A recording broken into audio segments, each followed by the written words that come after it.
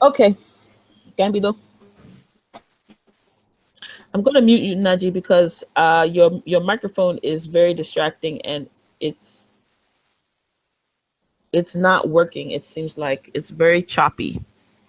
So class data I get ko maka the hidden bias of science's universal language. Maka uh maka this class not the group I ain't cool. We're always talking about the language of, you know, how it will be beneficial for us to discuss in science and technology in Igbo language. And on top of that, today's class was naturally supposed to be, if you look at the syllabus that I sent out in the beginning of the semester, which was over 2 months ago, today's class is this topic. So it's not a coincidence. So it's not by design that I'm talking about this today. This is something that was planned 2 months ago. But we just happen to be talking about this topic today, and it's just by coincidence that we're also having today's class be on this very topic. So it's very serendipitous that we should have this topic be on this class be on this very topic today. So let's go ahead and jump right into today's discussion. We're going to be basing today's class on this article um, that is written in the Atlantic.com website. This article was written by a man named Atom Hutner Koros. Um, it's called "The Hidden Bias of Science's Universal Language." The subtitle says the vast majority of scientific papers today are published in English. What gets lost when other languages get left out? So clearly, Onya did this paper, Burunuche,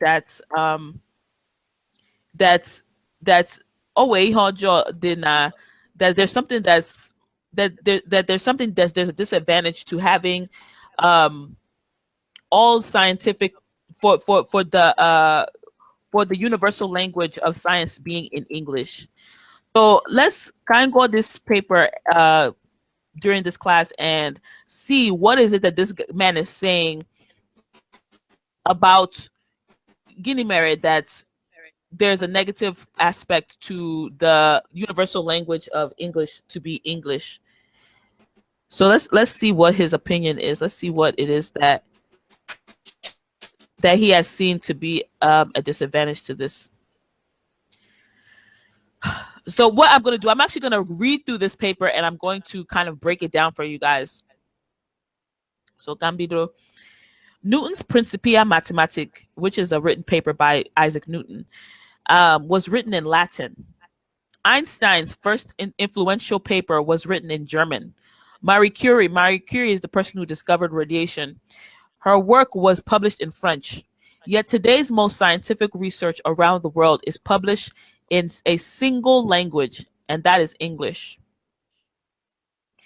Since the middle of last century, things have shifted in the global scientific community. English is now so prevalent that in some non-English speaking countries like Germany, France, and Spain, English language academic papers outnumber publications in the country's own language several times over. Netherlands, one of the most extreme examples, this ratio is an astonishing 40-1. In the Netherlands, ebe no na Europe, but it's a part of Europe that nobody really speaks of very often. And for every 40 papers that are published in English, only one is published in their native language. A 2012 study from the scientific research publication Research Trends examined an article collected by Scopus, the world's largest database for peer-reviewed journals. To qualify for inclusion in Scopus, a journal published in a language other than English must at the very least include English abstracts. Abstract will indica a summary of the entire article. Of the more than 21,000 articles from 239 countries, currently in the database, the study found that 80% were written entirely in English, zeroing in on 8 countries that produced a high number of scientific journals. The study also found that the ratio of English to non-English articles in the past few years had increased or remained stable in all but one. The Gulf. Ihe mean by Gulf, Mona, the divide. That's the division. That's the something that's keeping the distance between one and the other. So the gulf between English and the other languages means that non-English articles, when they get written at all, may reach a more limited audience. You know what I mean?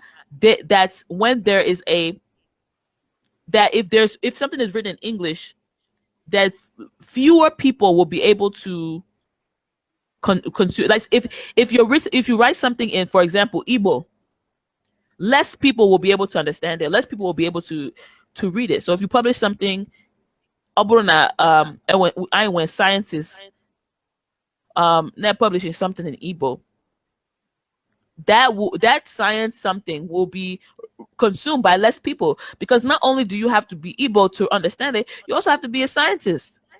Exactly. So there's less Igbo people, but then you have to be an Igbo scientist. So there's less. Not every Igbo person is a scientist. So there's even the number of people that will fit into that category of people who understand that paper will be even smaller.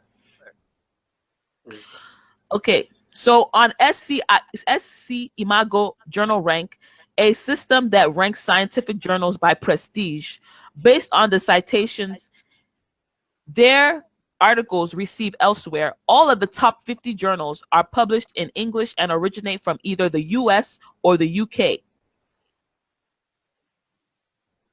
In short, scientists who want to produce influential, globally recognized work most likely need to publish in English, which means they'll also likely have to attend English language conferences, read English language papers, and have English language discussions. In a 2005 case study of Korean scientists living in the UK, the researcher Kum Ju Hwang, then at the University of Leeds, wrote, "The reason that non-native English-speaking scientists have to use English at a cost of extreme time and effort Hindi aghọtabeghị English as their first language, and ọ na-take ha time, more time than ndị bụ native English speakers. Ọ na-take ha more time and effort. Ọ shiri ha ike. They'll have to even ha na-agba mbọ. Then they take more time and effort to do. They do more work than ndị ha na-arụ ọrụ karịrị ndị speaking English for their native language. The reason that these people have to use English is closely related to their continued efforts to be recognized as having international compatible quality and to gain the highest possible reputation. So the only reason that they're putting in this extra time is so that they can actually have this reputation. Otherwise, will they put the same effort? No. It wasn't always this way. As the science historian Michael Gorin explained in Aeon, which is another publication, earlier this year, from the 15th through the 17th century, ebe 1600s, I believe 1600s, or is it 1800s? I think it's 1600s. Scientists typically conducted their work in 2 languages. Language when discussing their work in conversation, and the Latin in their written work, or when corresponding with scientists outside of their home country. Since Latin was no specific nation's native tongue, and scholars all across Europe and Arabic societies could make equal use of it, no one owned the language. For these reasons, Latin became a fitting vehicle for claims about universal nature. Gordon wrote, But everyone in this conversation was polyglots. Polyglots meaning hanesu asusu di chiche. So they speak multiple languages. All here polyglots meaning. So, but everyone in this conversation was polyglot, choosing the language to suit the audience. So, depending on onye ekwu, the person that they're speaking to, ha nwere ike isi na, oh, iwe onye Igbo, ka m sụọ gị n'asụsụ Igbo. Oh, iwe onye Britain, ka m sụọ gị n'English. Oh, Igbo onye China, ka m sụọ gị na Chinese. You know, so because India they speak all these multiple languages. There's people that live in China, like they got no so not so Spanish, also not so English, or not so Igbo. So he can speak to all these different people if he wants to. Depending on who he's talking to, he'll change his language. So the same way, back in those days, many people often spoke multiple languages, and that was normal. That was common at those times, 1600s. It was very common. And scientists, many scientists could speak multiple languages, and all of them had to speak Latin because when they published papers, they published in Latin. And so they're discussing their work with the people at back home. They'll speak their own languages. But when they're speaking to the scientific community, they'll speak in Latin and they'll publish their papers in Latin. So that's how it was in those days. But as time went on, as I'll continue to read, you'll see that nowadays they've slowly started doing it mostly in English. But I'll get to that point. So, excuse me. So since Latin was no specific nation's native tongue, I think I read that part already. Where was I? I don't remember where I was. Let me just start from here. Since Latin was no specific... Polyglot. Yeah, polyglot, yeah. Where was I? I don't see it. Oh, but everyone in this conversation was polyglot, choosing the language to suit the audience. When writing to international chemists, Swedes use Latin. When conversing with mining engineers, they opted for Swedish. As the scientific revolution progressed through 17th and 18th centuries, Gordon continued, Latin began to fall out of favor as the scientific language of choice. Galileo Galilei published his discovery of the moons of Jupiter in the Latin Sidereus Nuncius of 1610, but his later major works were in Italian. As he aimed for a more local audience for patronage and support, he switched languages. Newton's Principia, 1687, appeared in Latin, but his Optics of 1704 was English. Latin translation, 1706. You're too loud. I'm loud? I'm loud? Sorry, I'll move my microphone. I just, sometimes people tell me I'm too quiet, they can't hear me, so that's why I do that. Okay, but as this shift made it more difficult for scientists to understand work done outside of their home countries, the scientific community began to slowly consolidate its languages again. In the early 19th century, just three, French, English, and German, accounted for the bulk of scientists' communication and published research. So,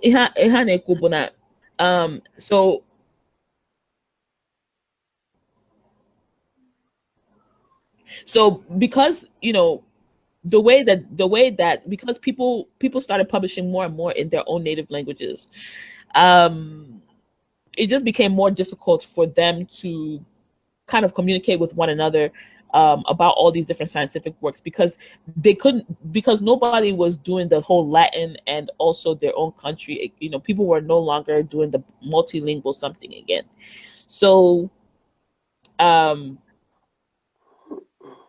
so that's why these types of things started happening. There was more disagreement and things like that. So they decided to consolidate the language. So they kind of just did three, which, like I said, was French, English, and German. And that was the bulk of the papers. So by the 20th century, by the 20th century by the second half of the 20th century, which is about the 90s, the 70s, the 80s, the 90s, the 50s, the 60s, the 70s, 80s, and the 90s, only English remained dominant as the US strengthened its place in the world, and its influence in the global scientific community has continued to increase ever since. So when they say that, they're talking about after the Second World War. As a consequence, the scientific vocabularies of many languages have failed to keep pace with new developments and discoveries. In many languages, the words quark, a subatomic particle, and chromosome, for example, are simply transliterated from English. Languages, so if you go to Japanese, if you go to Chinese, if you go to any other language, and you ask them Ginibu chromosome in your language, chromosome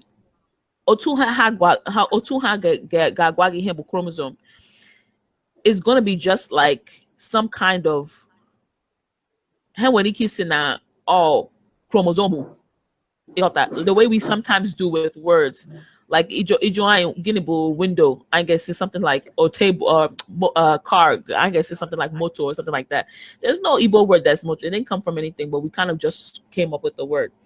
Not to say that's a good or a bad thing. In fact, I think we should come up with our own word, but that's something that's meaningful to us. That's my own belief. But this is something that's common in many languages. But I honestly believe that people should really come up with something that's significant to themselves, because I think that when you dilute a language like that, this is my own belief. I'm not reading this article. I'm telling you what I believe. I think that people should, in their languages, come up with things that are meaningful to themselves, because I think it's helpful. As someone who studies psychology, I believe it's something that is helpful for learning and memory. When you have words that are meaningful to you in your language, it will help you to understand and learn and comprehend. So I don't think that all this transliteration, as they called it, where you just take a word from another language and you just kind of make it sound like something, is as useful. It may be, unless it's actually meaningful to you. Memorizing a sound, you're not really understanding the meaning. Unless that sound is meaningful to you in terms of definition, and is connected to other things that are meaningful to you that are relevant to that sound. So that's kind of my belief on that type of thing. But it's very common in many languages, not just Igbo, and not just English, and not just Japanese or whatever. So let me continue. In many languages, the words quark and chromosome, for example, are simply transliterated from English. In a 2007 paper, the University of Melbourne linguist Joe Lo Bianco described the phenomenon of domain collapse, or the progressive deterioration of competence in a language in high-level discourses. As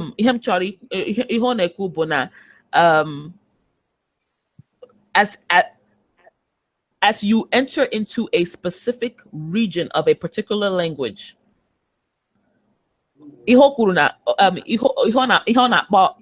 domain collapse. Bona, when you enter into a specific, like maka religion, maka Christianity, nalibo. Iga hona, I went oku. We have a deep way of discussing religion in our language. In fact, mjuro mado ajuju basara physics nibo. And I asked them, do we have a word for this thing in physics? Do we have a way? Do we have somebody who can discuss this thing philosophical, like in deep, and give me definition and all these things? They said, yes, we have philosophers. We have people who can talk in detail. In fact, all these scholars in religion and these PhDs in and I said, and I thought to myself, I said, yes, we have people who can speak about religion, but do we have people who can speak about this physics, this science? So this is all about domain collapse. When you enter into specific subject matters, you find that we don't have as linguistic capabilities to discuss that in this language. And it's not just in Igbo. As this article is telling you now, it happens in other languages as well. And it's happening more and more in multiple languages as a result of English being the dominant language used to discuss the sciences. So let me go on in this reading. So Osina, in a 2007 paper, the University of Melbourne linguist Joe Lo Bianco described the phenomenon of domain collapse, or the progressive deterioration of competence in a language in high-level discourses. So there will be a particular segment of that language, a particular subject area of that language, that once you enter into that language, that subject matter, all of a sudden there's less ability to discuss that topic in that language. It's like you're in the woods and there's many trees, and you're in a very, very not luxurious. How will I say this? There's a very, very densely populated area of forest where there's many trees, much greenery, much wildlife in that area.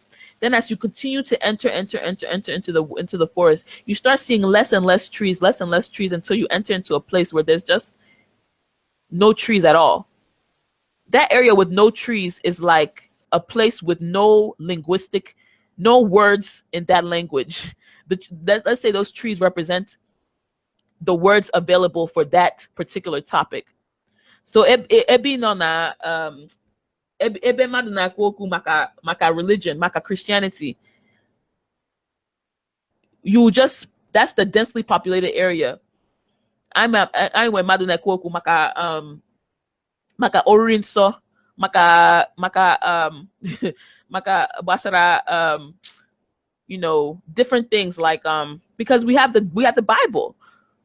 So you have people talking about onions zapota, all these different things that we have in Christianity that, people can just talk at detail because we have this gigantic 66 book, novel called the Bible, that people can use as a reference and go through it and continue to talk. People can talk for days because there's so much material you can go through. And that's the densely populated part of the language. But then once you go deep into the forest and you start to reach an area where you want to talk about physics and biology and chemistry, you don't see any more trees because nobody has written anything in Igbo about these topics. So that's where you start losing. Yeah, so that's the domain collapse that on this document, not this article. So that's what he says, the progressive deterioration of competence in language in high-level discourses. So let me continue. In other words, as a language stops adapting to changes in a given field, it can eventually cease to be an effective means of communication in certain contexts altogether. So that's why, when we start talking in science and technology in Igbo language, there'll be certain areas where we just say, Igbo doesn't have a word for that. And that's just all we can say, is that Igbo has no word for that. And we just have to use the English version of that word. And then it just ends after that. There's nothing more we can say.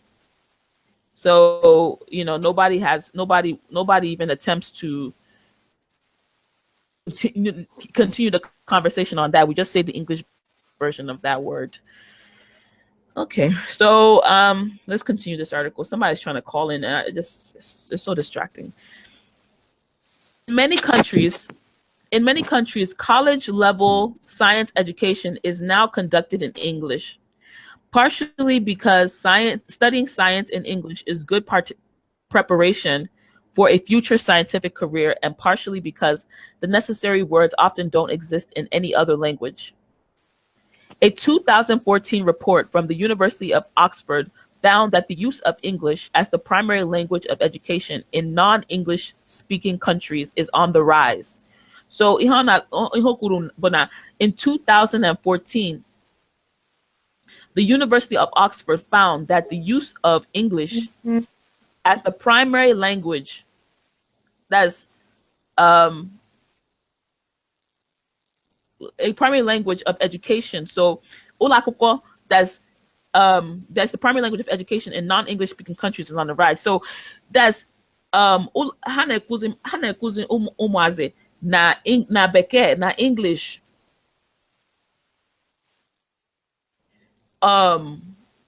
karịrị asụsụ n'ala these places obodo ndị ahụ ni even in primary and secondary school and they said that they're doing is happening more and more around the world. And it's because of this thing that they're saying, which is that there's domain collapse. There's things that are being discussed. There's places where these languages, there's places where there's things that are, there's changes that are happening in society that can't be discussed in their languages. And in order for people to remain relevant, these things need to be, if your language can't be discussed in those, if these things can't be discussed in your language, then your language becomes irrelevant for those to be discussed. So anyway, but even with English language science, there's somebody that's trying to call this class. I'm just like, but even with English language science education around the world, non-native speakers are still often at a disadvantage. So, but even with English language science education around the world, so even if you are even if your country, science, na beke.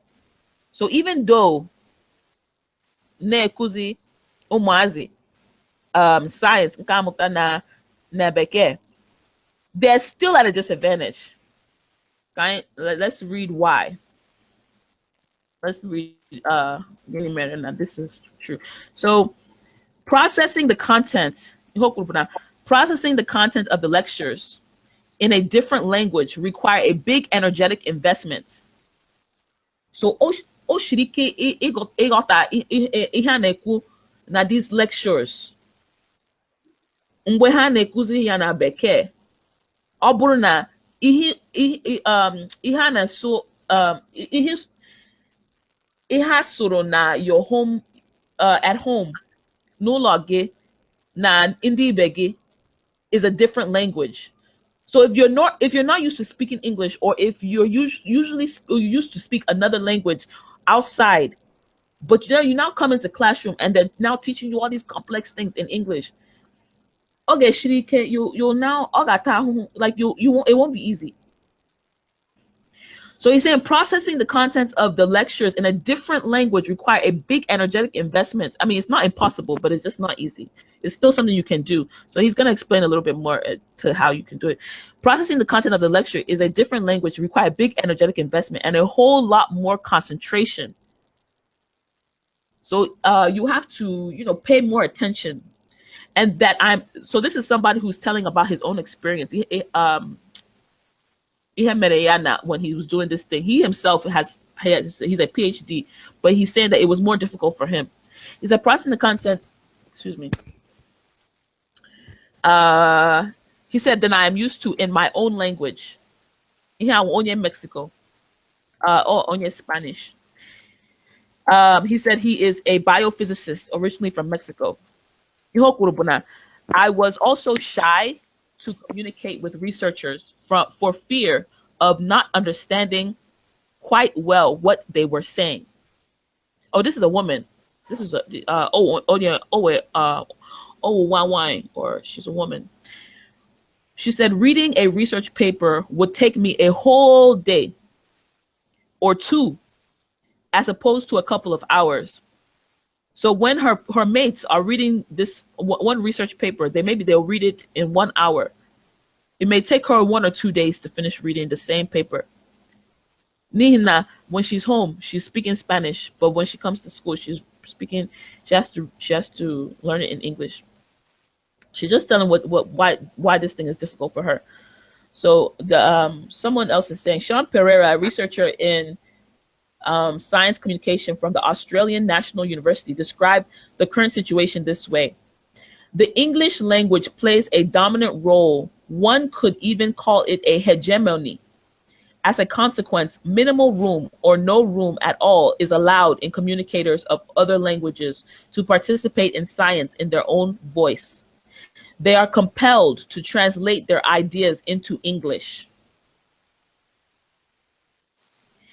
In practice, this attitude selects for only a very specific way of looking at the world, one that can make it easy to discount other types of information as nothing more than folklore. But knowledge that isn't produced via traditional academic research methods can still have scientific value. Indigenous tribes in Indonesia, for example, knew from their own oral histories how to recognize signs of an impending earthquake, enabling them to flee to higher ground before the 2004 tsunami hit. Oh, okay. So yeah, in 2004 there was a tsunami. Tsunami bo is a flood. Is when um is it Mbamiri? That I think they call it no. Basically Nukumiri, like an ocean. When there's a wave, Mbili, was it Ebilimiri? Like there's like a wave, a big ocean wave, ocean tide that comes and sweeps away an entire piece of land. So that's what a tsunami is. So there was a time in 2004 when there was a huge tsunami it's like a flood in a town in where's this place? Tsunami in Indonesia. So what they're saying is that there's some kind of myth that these people, these indigenous people in Indonesia, they also had something from their oral history that was passed down that they knew. This is not something that is in the English scientific papers that Indi Beke have, but this is something that they passed down in their oral tradition. But because it's their oral tradition, it's not recognized as scientific. So what this paper is saying is that this thing is considered nothing more than folklore. But because it's not recognized as scientific, they'll never publish this in one of these journals because it's not English and it's not considered science.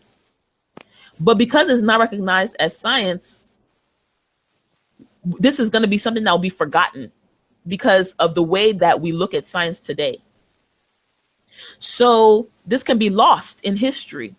If these people should not survive, this can be lost in history. This knowledge can be lost in history. So this is just one of the things that he's saying is a danger of the way things are going right now. So he also says, similarly, the Luritja people of Central Australia have passed down an ancient legend of a deadly fire devil crashing from the sun to the earth, which geologists now believe describe a meteorite that landed around 4,700 years ago. So this is a legend that they've now said that, scientists have now said it's true, but this was considered an ancient legend that these people believed, but it's actually based on something that truly happened. But these are things that you wouldn't consider to be science. So the question is, how should we see these things? So they're now saying it is all part of growing recognition that indigenous knowledge has a lot to offer the scientific community. The BBC wrote in an article describing the Luritja story, but there is a problem. Indigenous languages are dying off at an alarming rate, making it increasingly difficult for scientists and other experts to benefit from such knowledge. Scientists' language bias, in other words, extends beyond what's printed on the page of a research paper. As Pereira explained it, so long as English remains the gatekeeper to scientific discourse, shoehorning scientists of other cultural backgrounds into a single language comes with the great cost of losing their unique ways of communicating ideas. They gradually lose their own voice, he said, and over time, other ways of understanding the world can simply fade away. So that's it. I wanted that, and that's just enough time for us to go into our question and answer portion of the class. I know that we have Sunny who doesn't like to talk, and we have Naji who is having microphone issues. And then we have Justin, who has been having issues coming in and going out. So I don't know what kind of a conversation we can actually have today. So let's see if Naji has fixed his microphone issues. Yeah, as for me, I'm not what happening. Mm-hmm. I don't know more than Okay. more me who can hope much. Mm-hmm.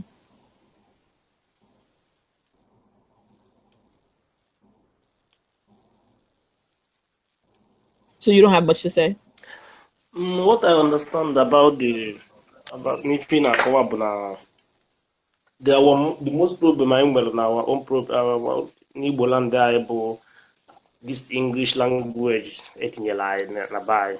So when I met some people, I had got a okay about that.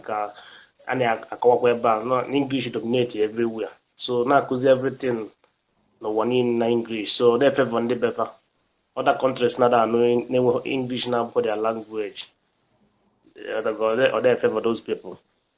So na English is the most problem e nwere n'ụwa niile a. That is Yeah, what it's a huge problem. so that na ọ bụrụ na ọ ga-adị possible every country to be translating in their own language, wee na-akụziri ụmụaka fa something fabido from ụmụazị na-asụ their language wee na-agbagota, nobody onye ọbụla ga-amacha akwụkwọ. Yeah, I agree. Even mụnwa na onwe m na otu adịnogodo ebe English bụgodo big problem to me godi.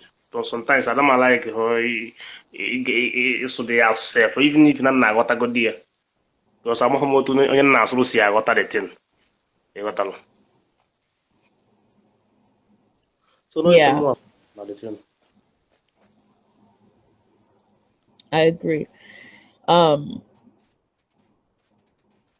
Oshirike, all that shirike for those people that are not, because you're constantly switching back and forth. You're constantly switching back and forth. You're in an environment where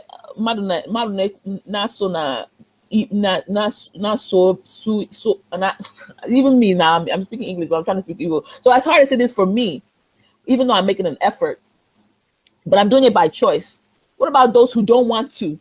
You know what I mean? Who are only doing it because they just need to get money. They need to get a job, but they're forced to do it because me, I'm doing it because I want to. So I'm actually enjoying it. But there's people who are not enjoying it. They just have to because it's like this is the only way I'm going to get a job. And it's almost like you're forcing them to learn a language that they don't want to learn. They don't enjoy learning it. They don't want to. They don't feel it doesn't benefit them beyond this part of their life where it's like, let me just do this for money. So now they're almost suffering because just to get money, and it may even ruin their social life somehow because now they almost alienate themselves from their friends and family just so that they can assimilate into this environment in order to make the money. Do you see how that's a problem? Yeah. How okay, yeah, madu nsobu. Yeah. So that's kind of the issue, and I think it's better how it was in the, like they said, in the 16th century or in the 17th century. I can't remember which one they said. I think it's better how it was that time when Hasina Madu the polyglots ha got that ha na-ede akwụkwọ na Latin mana ha nwere ike sụọ ya na asụsụ onwe ha. So I think it's better that as it was at that time. How when their own universal language,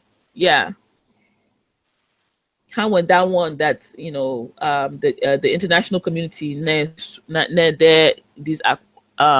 these things, mana ha weniki. But the thing about it is like that universal language can't be one that's one of these countries speak. It's Latin. There's no country that speaks Latin as that the Latin is their universal country. Mana oburuna, the universal language of science is English. In the Britain and the US, get where advantage. Nihina, that's their native language. So they Yeah, yeah, speak, yeah. you see what I'm saying? How get where advantage? Because they're speaking the language and everybody's writing for them. So if they have that kind of, kind of language that is like nobody's native language, but it's just something that is like, you know, something that is everybody has to kind of learn and keep everything in that format so that it's a, or even something that's symbolic, there's somebody that I was there was somebody that I was talking to about programming languages. I don't know. This is kind of by the way, because I do software development, and I was talking to one of my coworkers at one time, and I asked him na actually may develop a programming language, a coding language that that the basis of the programming language bo Igbo language. Nihina, I need Igbo a software developer, a computer engineer or coder. Iga hona the language, the syntax of the software code bo English. Iga hona the code. Like if you're typing, you'll see certain things. They'll say like C out or print F. Print is an English word. Out is an English word. What else? They have certain words like int, which is based on integer, or char, which is based on the word character, which is all English words. Aburuna your native language also so bona bo Igbo. You got hold these letters and be like, Guinea here. Like you just kind of it won't mean anything to you. But if you're an English speaker, these words will have meaning to you, so you'll remember them easily. So so I was telling this person, you know what? I want to create a language, programming language that is intuitive to an Igbo speaker, because that will be advantageous to us, because then people will learn it easily and will be able to create programs for themselves, and it'll be an advantageous to us. And she was like, then she herself, who is from India, she said, or you can make a universal, because if you tell somebody that if there's a different culture, they'll say, oh, you should make one for everybody. So she now said, or you can make one that's a universal language that's based on symbols that everybody can understand. So, these are the type of things that people need to think. If people were really interested in everybody benefiting from their system, these are the type of things that people will be thinking about. How can this thing benefit everybody? Instead of, oh, let me make sure this is easy for me. So, yeah, so if they wanted to make something, or make something that would be symbolic so that everybody will understand it, or make it so that it's only, so that there's a third language that like Latin, that everybody just has to, if you want to publish a paper, everybody speaks it, or even just have something within certain communities that you publish, or I don't know, but I just believe that if we're going to be teaching these things, we should be mindful of the fact that not everybody speaks English, and not everybody should be forced to speak English in order to know scientific information. We should have some kind of system and some kind of way that these things are passed down to the trickle down effect, as they call it. Because right now there's a brain drain. Everybody is leaving, and people try to explain why these things happen. Why people from other countries, from developing countries, all the intelligent people, as they call them, supposedly intelligent people, all want to leave their native countries to run to America or run to the West. And the answer is not that there's something wrong with that native country. There's more to the story. There's always more to the story. You have to follow the details, and that will tell you the answer. You have to look beyond the surface, because everybody will give you an answer that's so quick and easy. But if you look beyond the surface, you'll find Exactly. the real true answer. The true answer is never easy. The true answer is never easy to find, because if the true answer was easy to find, everybody will have the answer and the solution will be easy to solve. Yeah. That Yeah. is So, yeah. even in the group, I'm a for your effort and your best, dear. How you are trying to make things very easy. You're trying. You're trying. I'm always following you. I mean, I do what I can, but anyway, it's not easy, and it's one of those things where you just do the thing that you can. If it makes an impact, it'll make an impact. But the thing about it is, like, when you do these things, you don't do them for your own glorification, because you may have for your own, is it otitogi or whatever. Yeah. If you do it for your own glory, Uh, you you will end up not achieving the goal. Like, some people will do something, they'll say, okay, well, if the only way I'll do this is if I they compromise the integrity of what they're doing for the sake of, maybe I can get some extra something out of it while I'm helping people. But the fact that, like, some of these pastors that say, well, let me get some money while I'm promoting this thing. And I know so it's not like that. He always tells me, we don't worry about, don't try to, get money from people, or don't try to do this or this from people, because that would compromise the integrity of what you're doing. So I respect him for that so much, because, when you try to do things when you try to gain glory for yourself in the process of trying to help people, in the end of the day, you're not helping people. But you can help. When you help people, oftentimes your help will come, because people will see the good that you're doing. And yes. I don't know, it's hard to explain, but No, I understand. I understand you. I understand you. Not everything somebody yeah. do is gonna for his own benefit.